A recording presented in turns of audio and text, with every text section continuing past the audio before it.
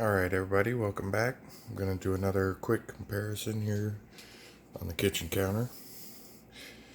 I've been carrying the Glock 43X for a little while now. Still loving this gun. I recently came into a Taurus G2S and thought I'd take the opportunity just to do a little side by side.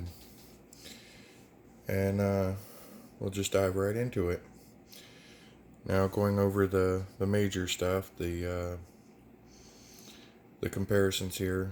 The height on the 43X is 5.04 inches. The G2S is just a little bit shorter at 4.8, so it's about a quarter inch shorter, but pretty comparable. The length on the 43X is 6.5 inches. The G2S is 6.25 inches. So again, only looking at about a quarter inch difference. Now the width on both of them is exactly the same at 1.1 inches.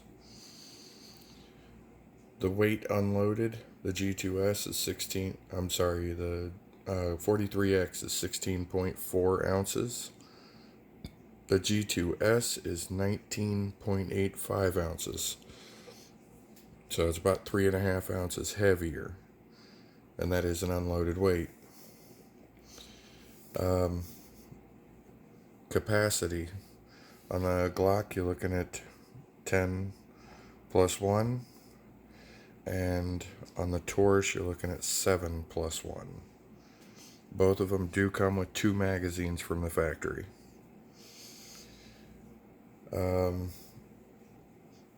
Disassembly of both of them is identical. The internals pretty much look the same. Both recoil springs are dual captured springs. Now the trigger weight on the 43X, I don't have a gauge, but the specification they give on the Glock is 5.5 pounds. On the Taurus, it's 9 pounds in double action and 5 pounds in single action. So the Taurus is a double single. I'll show. It is a striker fired though, but it has the second strike capability, as where the Glock, once it's fired, the trigger stays to the rear, and you would have to cycle the slide again. On the Taurus, once it's fired, we got a magazine disconnect too.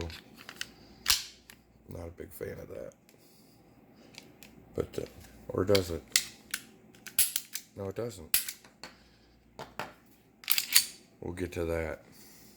This trigger comes so much take up, it feels like it's at the back.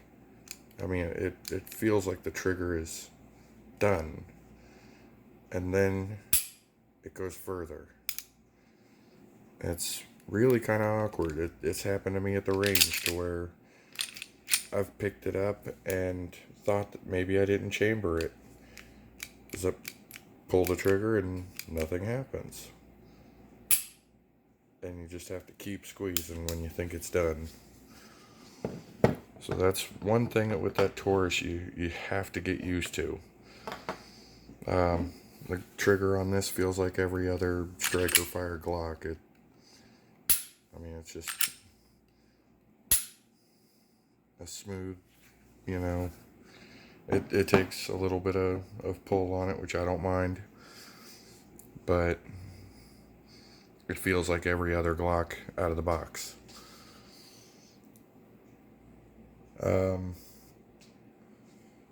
Let's see.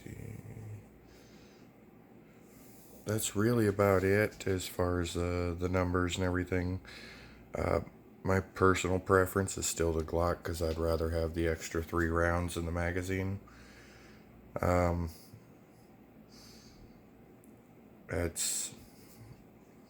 got about 100 rounds through the Taurus, and it doesn't feel bad at all to shoot. I mean, I've got very large hands. I've got bad arthritis. I fix cars for a living, and it's brutal on the body, especially the hands. I cannot stand shooting small guns. I can't deal with the pain of the recoil and snappy small pistols. But the Taurus, I put 100 rounds through it one afternoon at the range, and it felt just fine to me. I was actually surprised. But I'd still, the grip on the Glock has a little more girth to it than the grip on the Taurus. There, I'll actually get those in frame here. And that extra girth is so much nicer on the hands if you have issues like me. Now, if you have a small to medium hand and you don't have any issues with dexterity or, joints and things, then the Taurus might be a great fit and a great summer gun. In those 100 rounds that I fired in it, I've had no problems. So, it might be a decent carry gun. The G2Cs, which is ultimately the same thing, just in a double stack, have overall been very reliable. So, it's just something to consider if you're in the market for a carry gun. But that's about all I got. Just wanted to put this out there, and I had another option to look at, so thought I'd share it with everybody else. Y'all have a great day, and thanks for watching.